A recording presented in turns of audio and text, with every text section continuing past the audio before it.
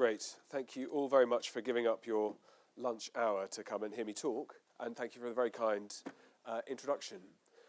So where do I start? Well, I'm going to talk a little bit about the present, a little bit about the future, and then something about the past as well.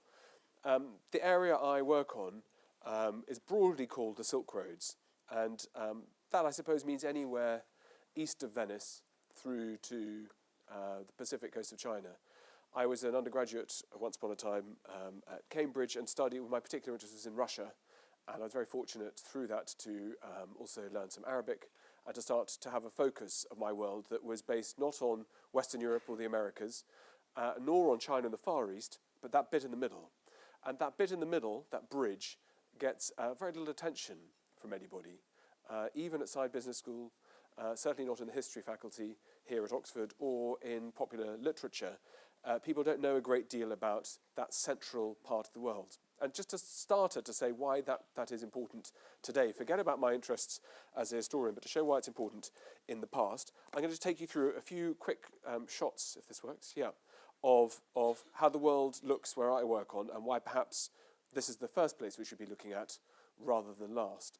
So on the wall behind me, I've got a picture, broadly speaking, of the Silk Roads area, the heart of the world, I call it, in my book, sort of the central bridge that links China and India through to the Mediterranean.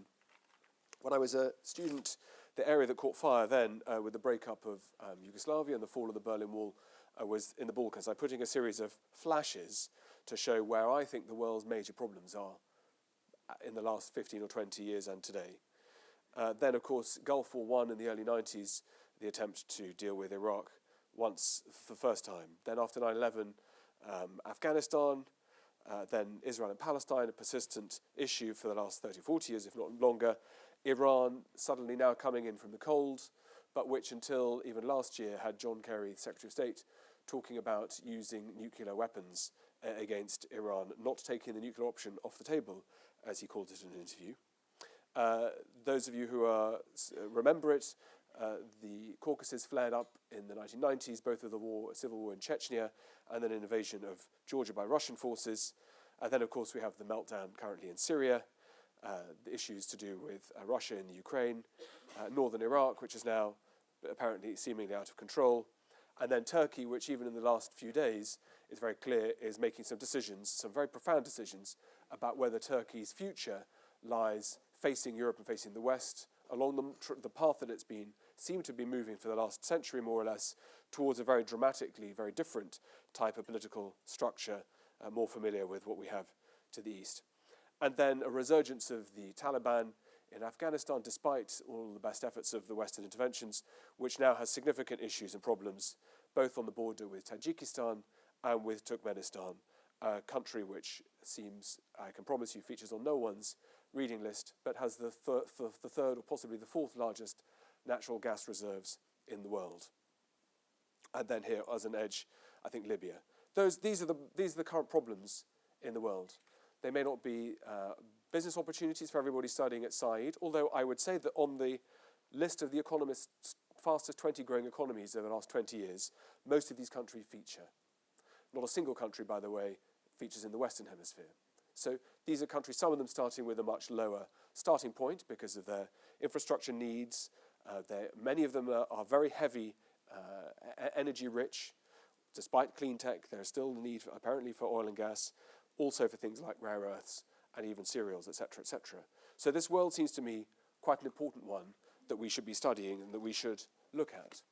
Now, when you put all of these stars together on a map, one starts to ask, what is it about this region? Is there something that's coherent that's going on in this world? We have quite a segmented way of looking at the world. We divide our universities into faculties, into subjects, into disciplines.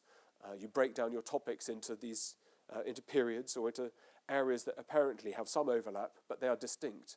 But when you start to look at the world in a much more joined up way, you start to ask, why is it that these problems are all going on in the same parts of the world? And that's something I try to answer in my book, and I'll talk about a little bit today.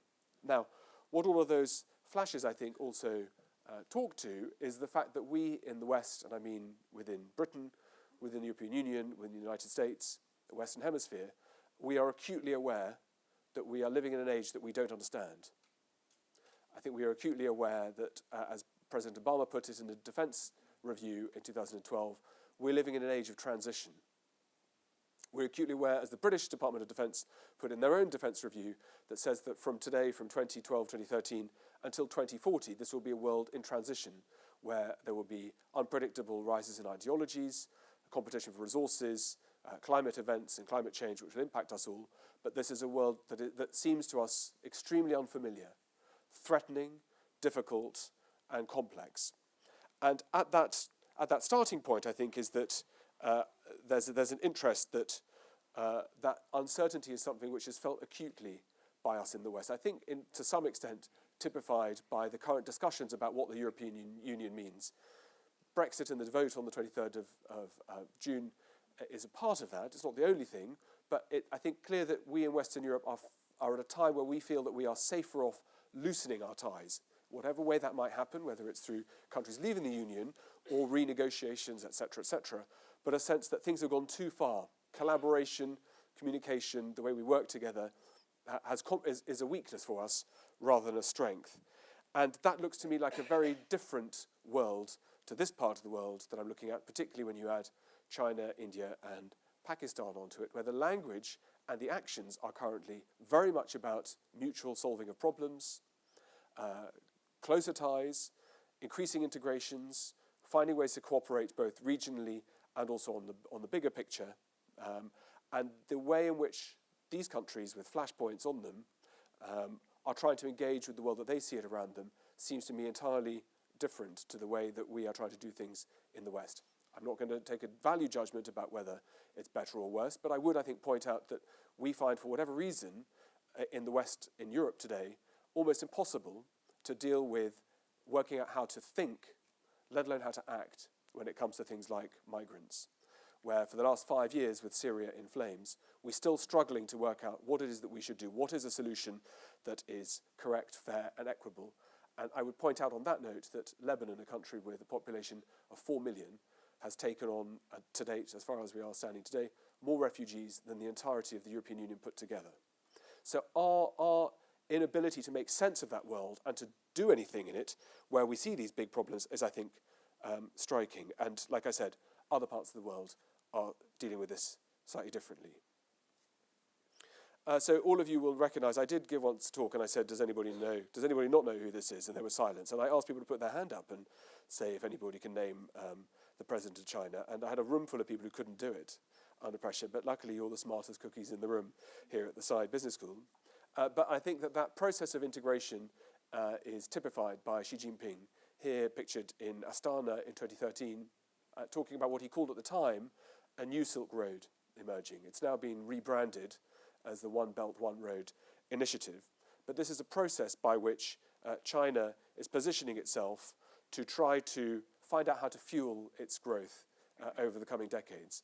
Literally, in many cases. The map you'll see behind me is slightly difficult to read, but shows new pipelines, new for gas and oil. I was going to try to overlay railway lines where the infrastructure builds through Southeast Asia and across into Western Asia. We now have trains running, the first train 10 days ago, running from northeastern China up to Iran, Trans-Caspian railroads, and in fact already train connections between Western China with Chengdu right the way through to Hamburg and Duisburg in Germany, where that change of how goods are being shipped is profoundly important to the countries which it transits over in terms of their import duties and taxes that they'll charge, but also just in terms of the scale. So the current projections are that, I think in 2013, I'm right in saying, 7,500 containers travel by train to Europe. By 2020, that figure is estimated to reach 7.5 million, which is, of course, changing the dynamics of how China functions, where the overexploited, heavily built up Pacific coast, close to trade routes, is moving inland, where companies like Foxconn and Hewlett-Packard have moved their factories, and Apple inland to be closer to transit routes that are predictable. They're considerably quicker than travelling by sea. You're not subject to the price fluctuations of what the cost of shipping is. And China's process of doing that is going through multiple different phases. Some are more knitted together perhaps than others, but there is a very strong awareness and appetite that the first thing China really needs to do is to understand its neighbours better. So now in every major city between outside Western China, right the way through to Istanbul, with a population of more than 1 million, children can learn Chinese for free at a Confucius Institute. There are major barriers for Western companies to compete with Chinese companies where, because they're state-owned or state-led, markets can be undercut. So, for example, the 4G telecommunication system in Kazakhstan, which is considerably quicker, empirically quicker, than the telephone communication system in Wales. There's a report about that yesterday that came out, where 4G works in 85% of the country at a price which Western companies said was unsustainable to do that. And it's a very unfortunate word, I think, soft power, but that willingness to try to find a way of building bridges and connections is something that is absolutely the forefront of China's mind. And I think it's fair to say it's at the forefront of other countries in this region too, from Russia through Central Asia, Iran and so on, where there is a very heavy and intensive diplomatic process currently going on, where exchanges between high-level foreign ministries and in many cases state leaders visiting Moscow or visiting the Gulf region is underpinning what is called the Shanghai Cooperation Organization to emerge into something that is imperfect in many ways, is heavily criticized for its unwillingness to tackle things like human rights, but is emerging as a forum where these countries can negotiate with each other trade deals, how to deal with foreign currency swings, where large parts of this region have had a very bumpy last 12 months in terms of protecting their own foreign currencies. Energy prices have fallen that protect the buyer, of course, and favour the buyer, but do nothing for the seller, and has a dramatic impact across the political stability of this region, the Silk Roads. And with that issue of human rights, I think it's important that this world that I look at, that world east of Venice, let's say, or east of Istanbul, is one that is very heavily and very deliberately not cast in the mirror of the West. These are imperfect democracies. These are countries where tolerance for people's religious views about sex, gender, where issues about human rights, transparency of the press, freedom of speech are restricted and in some cases heavily persecuted. Transparency levels are extremely low, which make it difficult to do business there. They also make it difficult to evaluate government statistics and so on. They tend to be run by small groups and small elites in a way that we find unpalatable in the West. We believe here strongly that people should benefit from the lessons that we have learnt from our own pasts. Because, of course, the reason how we learnt to be tolerant to people of different skin colours was because of our exposure to the slave trade. We learnt that because for hundreds of centuries, or for many centuries, we shipped people from, of course, Western Africa to the New World to work for free. We learnt how the cost in Europe of persecuting because of religious beliefs that culminated in the Holocaust, where many millions of Jews were killed because of their faith and their ethnicities. We've learnt our tolerances in a way that other parts of the world haven't. And it's right that we should try to explain those lessons, but sometimes the way in which we are willing to not admit to our own imperfections, but to only point to others, I think can be very divisive.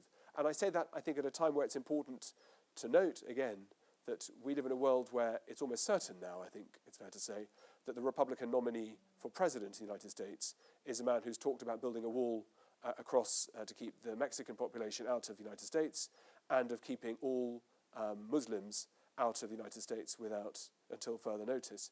And to put that in context, that it's not just Trump and his popularity. Marco Rubio, who is championed by many as the only credible, tolerant alternative, his press release over New Year was to say that he spent New Year's Eve choosing a handgun so he could protect his family from ISIS. Okay, and these messages of how quick we are to criticize others without realizing how we talk about ourselves. And yesterday, Jacob Rees-Mogg, he's quoted in the newspapers today, he says the reason we sing God Save the Queen in this country is it's a song, he says, to celebrate keeping Britain away from Europe. We choose and we twist and we turn our history to our advantage however we want to. But in this world of the Silk Roads, the world is emerging where the West is, I think, unimportant and is potentially irrelevant other than as consumers. You will all have, I know, strong ideas about what the future will hold. I'm here to tell you about the past and the present. But there's a reason why this region is knitting itself together, because they are, after all, neighbours. That map that I showed you with all those flashpoints, despite how we might worry about them here in the UK and worry about the impact of having refugees camped at Calais, this is real in these countries. These are neighbours who have to deal with each other's problems.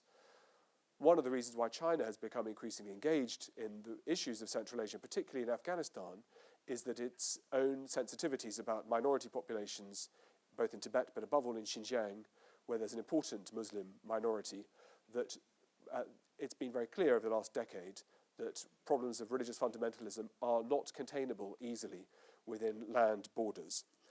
All these countries have a stake in solving each other's problems and helping each other to solve each other's problems. And they have, as a good friend of mine in the United States calls it, they have skin in the game. They have not just their own efforts and their own futures at stake.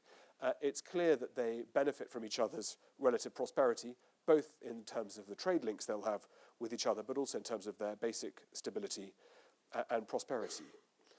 So this world that's emerging, I think here, the sort of the current one of the one belt, one road maps, looks to me interesting because this is how the world looks now. This is the most important current investment program in the world.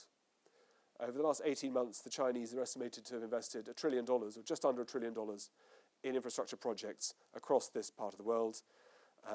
Recently signed a deal to exploit the Gwadar port, deep water port in Pakistan, with a program costing somewhere between $48 billion plus, which will involve train lines, high-speed train lines that will bring Chinese goods to the Gwadar port, which will cut 6,000 miles and somewhere between 2 weeks and 3 weeks off maritime traffic routes, which of course all of you learn in Saïd Business School. It's all about how you use your working capital efficiently and quickly. And 2 extra weeks worth of your capital reserves being able to get your goods to where they need to be faster is important money to spend. So this is the One Road, One Belt initiative that we should be studying, should be learning, should be teaching. In fact, what we teach at our schools and our universities is we teach this. We teach the history of the West. We teach the history of Europe. And in fact, we don't even really teach the history of Europe because unless you're extremely distinguished or extremely clever, I would bet you that not many of you can tell me who Poland's greatest playwright or author is, or who's the best Romanian composer, or who's currently top of the charts in Scandinavia. So our vision is blinkered by those kinds of things that no young, fresh minds should have the horizon set by. And in fact, that's what the world really looks like. Because you can all tell me Spanish painters, German philosophers, French authors, all of these kinds of things. This is the world that looks familiar to us. I'm not even going to ask you about favorite Arabic singers or favorite Russian contemporary artists or favorite Persian, or whatever you like. We just don't look because for us here in the West, it's unimportant. And we know it's unimportant because we don't teach it at schools, we don't teach it at universities. And it's unimportant because, well, in that wonderful old way of doing things, if it was important, someone would have told me it's important, right? And for those of you who are studying here at Saïd, where you learn about the digital revolution 1.0, 2.0, 3.0, however much it goes, it's precisely that issue of not following how everybody else does things, about being disruptive, about trying to free yourself from the constraints of those paradigms that have been set up by the Kodaks, by the Panasonics, by the standard black taxi companies, and running things in a different way and looking at things in a different way. So this, and I'll show you how idiotic our vision of the past is, and how important it is to look at the past. So this is what I learned at school. This is what my children learn at school. Even since I was a boy, the Berlin Wall came down, apartheid ended, China's economy since 2007 has quadrupled in size. Russia has changed beyond all recognition, where once upon a time the Russians were the people we should feel most sorry for if we saw them in central London. And then they became the people who were spending money hand over fist, and now we feel sorry for them again, or some of them we feel sorry for them, some we don't. But we still teach the same thing in school. We teach the Romans in Britain as though somehow that's important. And then the next thing we teach is here, King Harold Rex Interfectus. King Harold, he's dead, isn't he? So that's 1,000 years gone. You don't learn anything in this country between the Romans reaching the shores of Britain in roughly the year 0 with Julius Caesar, again with Claudius in 54 AD, until 1066. That 1,000 years doesn't matter in our human consciousness. Okay. Instead, we go from there to, if this works. Okay, the next thing you learn, does anybody know what this is? The R?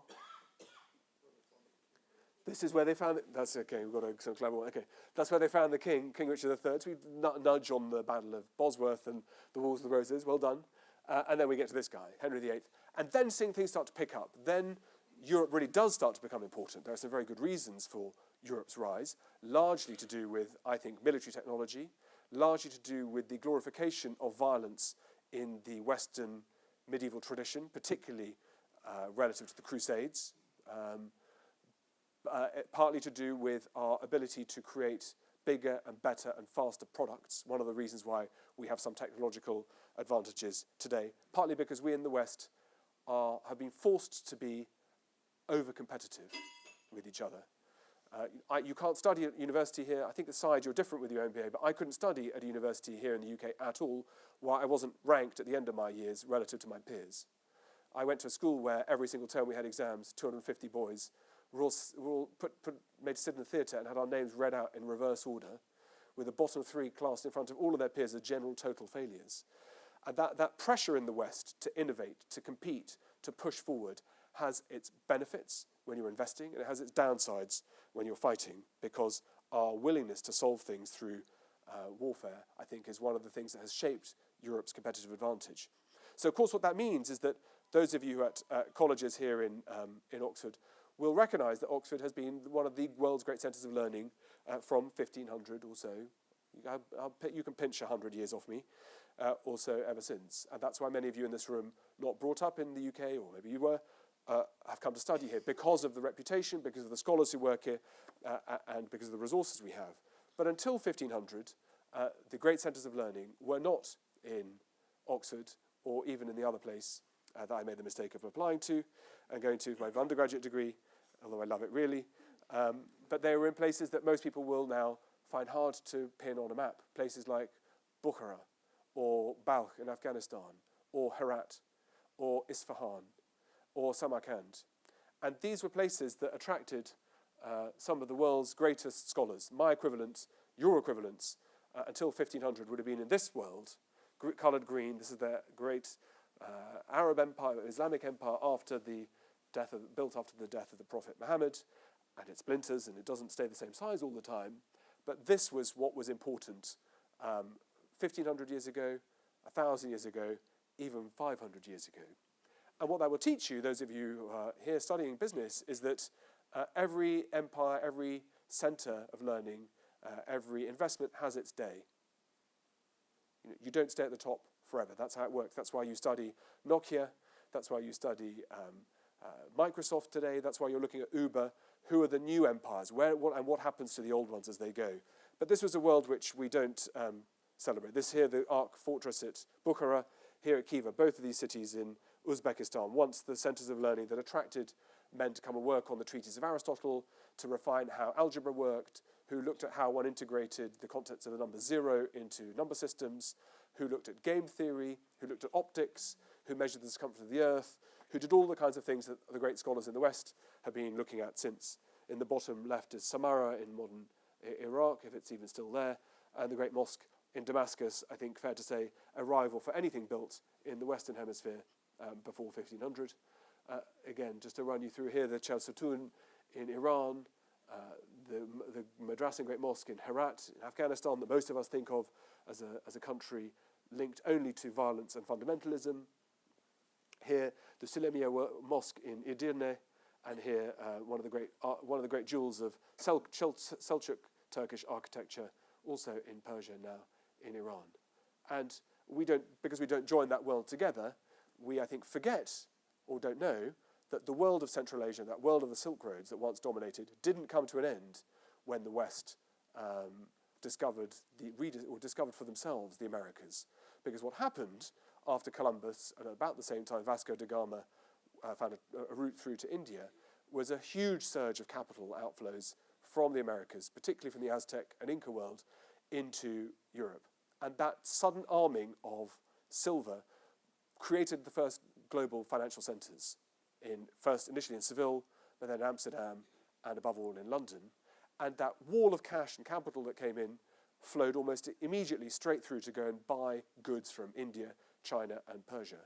And the new rich that one would look at are not just the nabobs and the Brits who gallivanted around going from being merchants to colonizers, that process, which is a typical and familiar one in human history, but it unleashed money into Central Asia. And these great jewels of modern India, including the city of Fatehpur Sikri, the cities of Rajasthan that some of you will know, in Jaipur, in Jaisalmer, in Udaipur, here the Taj Mahal is all built with gold and silver, particularly taken from the Americas, recycled through Europe. And these buildings are all built in classic Central Asian style. We call this world Mughal and forget that that means Mongol. And where Mughal to us means good, and it's a great show to see at the British Museum, and isn't it wonderful how these elaborate jewels and so on came to be worn, whereas the Mongol world is one that we think of being synonymous with violence, with oppression, and so on, because we have a hierarchy of worlds of those that matter and don't matter. So we look at our Western European empire and we argue about whether we should give back cockerels from colleges or whether we should tear down roads. But in these parts of the world, history is much more joined up, because the empires that I would teach if I was your professor at Saïd Business School would be the 4 great empires in history that have lasted the longest and have been most efficient and effective. And it's, I think, ironic that all 4 of them have a catastrophic name in our human consciousness. So first of all, the Huns. Second, the Mongols.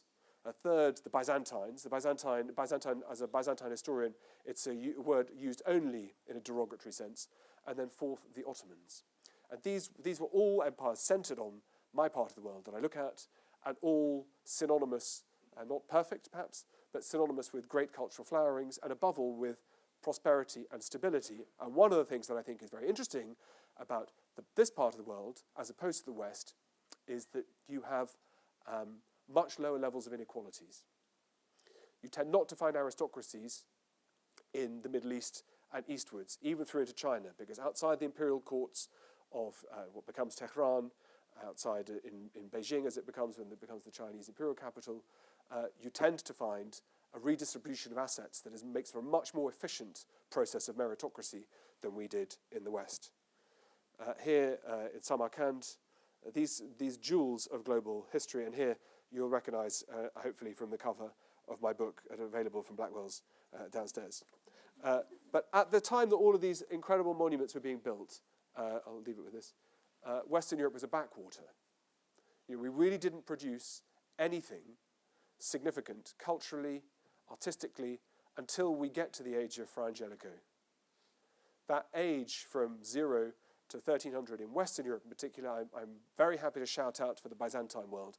It starts to come alive only in the late Middle Ages, and it's to do with access to resources, access to capital above all, because as we all know, standing here in a building like this, to have scholarship and scholarships, you need patronage.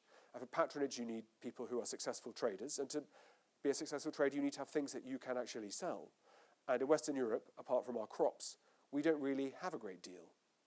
And in fact, that's the world we live in today as well, because we have lots of intellectual capital that's all movable, lawyers, financial specialists, people who work for the Royal Bank of Scotland who defraud their clients, but they're all movable. But we don't produce anything. And in fact, the collapse of industry here means that we are strong on intellectual capital, but not so strong on what we have to buy and sell. And that was always the case, actually, before 1500 as well, because Europe was at the wrong end of global trading patterns.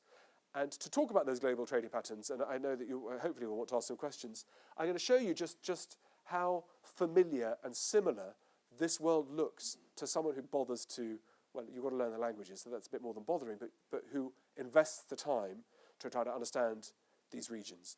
This, I showed you already, was a map broadly of the One Belt, One Road initiative of the Maritime and Economic Belt. It's not a perfect chart. Actually, there's no sort of motorway going between it, but it's just to show that there is a connectivity of this part of the world. This world here is what trade looked like 2,000 years ago, by land and by sea, where, again, the Romans had something to offer into this network, and what they really had to offer was the crop wealth of Egypt that provided the ability to pay for products like silks, like spices to make our food in this, godforsaken country taste a little bit better. The single two best innovations, I know people talk about Uber and Google and whatever, is number one, finally we get good coffee in this country, and number two, food has changed, so we now lead the world. But this is what global trade patterns looked like 2,000 years ago. Here, the thing I'm particularly interested in is the spread of religions, where this area here is where everything happens. If you were a historian interested in the history of ideas, of anything, that's where you would stand to understand everything, because that's where Judaism and Christianity jostle and spread. We forget, I think, or don't forget, we don't know, that Christianity spreads much more efficiently and effectively into Asia than it ever does into Europe. We think of Christianity because of the Pope in Rome and the Archbishop of Canterbury, and because of missionaries in the 17th, 18th, 19th centuries as being something to do with white Europeans. But until 1300, there were more Christians in Asia than there were in Europe. There's a bishop in Kashgar in Western China before there's a first bishop in the British Isles. And how we try to relearn how these religions, where Buddhism spreads very quickly also into the same giant cauldron in the middle, Hinduism likewise, and eventually Islam, which of course rises from Mecca, Medina, but the heart of the Islamic world after the death of Prophet Muhammad is here in Samarra, in Damascus, and eventually, above all, in the great city of peace, as it's called, which you all know is Baghdad. This is what these are not trade routes, because it's not just about business and money, despite being here talking at the Saïd Business School. The thick grey arrows are the Mongol campaigns. These networks and highways are ones that allow you to control the heart of the world. And on top of that, the dark black arrows are the spread of the Black Death, because the same routes transmit diseases, they transmit genes, they transmit flora and fauna. I spent quite a lot of time looking at the distribution of walnut trees, which are, for all sorts of very good reasons, particularly good indicators about who's exchanging goods with who, because they spread carried along by walnuts and so on. But so it's to show that this world of connectivity across the spine of Asia is nothing new. Here, again, one of the great famous European explorers who maybe or maybe didn't get as far as these red lines show, Marco Polo in red, and Ibn Battuta in green. Again, almost exactly the same sort of thing as the Silk Roads routes. And then here we are, the new Silk Roads, those connections that are weaving all of Europe, all of Asia together. And I think what's important of that is several takeaways. Number one is that despite what Tony Blair might say when he goes around the world, much better paid and fed than I am, is that challenges and opportunities about globalization. Globalization is nothing new, despite what you might think or despite what your professors might tell you. The only thing that's new and interesting is speed. And for those of you who study the business world, the problem about speed is it compresses both volatility and your risk and your reward. And that means that higher levels of volatility are much more likely in a world of intensified exchanges. I think it's no coincidence that this part of the world is, as I started at the beginning of my talk, is trying to deal with issues to do with the rise of ISIS, instability in the Middle East, the outcome of Iran, in a very, very different and I think a much more progressive way than we've tried to here in the West. So my moral of my story, that's showing off, my moral of my story, I'll leave it anyway. Okay. My moral of my story is to say, well, look, I think that there is a new world that is appearing in front of our eyes that looks to me much more familiar than perhaps it might first look. Second, those things that we think of as sacrosanct and important in our past, it's not to say they're not important in our past, but they're not important in perhaps the global past. And for me, the people who I think are most important today are this generation of leaders, business leaders, politicians, and school children growing up in Shanghai, in Rio, in Tehran, in Moscow, in Istanbul. And it's what kinds of things should they learn about the past? How will they understand and make better sense of the world as we are in 2016 and going forwards? And what is it that in this newly intensified world that we work in, what is it that we really need to do so that we can understand that the world is not just about the celebration of Western innovation and of Western leadership, but also recognizing that other pasts have had their time, and it's not impossible that their time will come again. Thank you.